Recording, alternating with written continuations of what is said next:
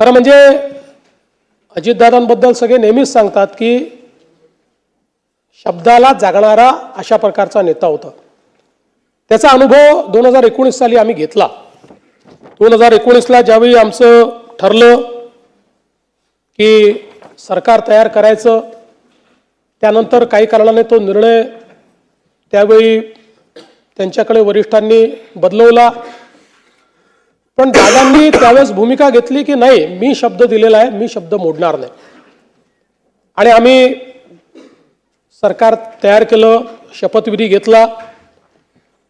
त्याला अनेक लोकांनी पहाटेचा शपथविधी म्हटलं। त्याला पहाटेचा म्हटलं की दादा त्याच्यावर नाराज व्हायचे।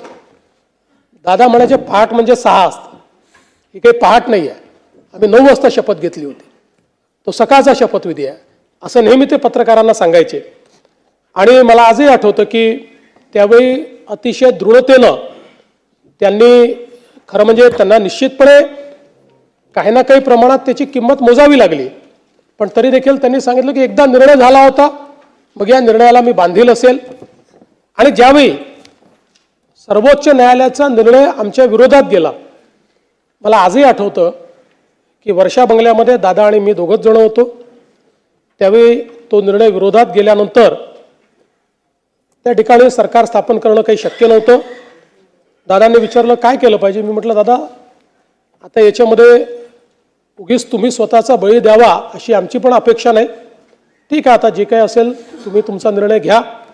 आणि त्यानंतर माझ्याशी चर्चा करून, म्हणजे अनेक वेळा अनेकांनी अनेक गोष्टी त्या ठिकाणी सांगितल्या, पण वर्षा बंगल्यावरनं माझ्याशी चर्चा करून दादांनी मग तो निर्णय बदलवला।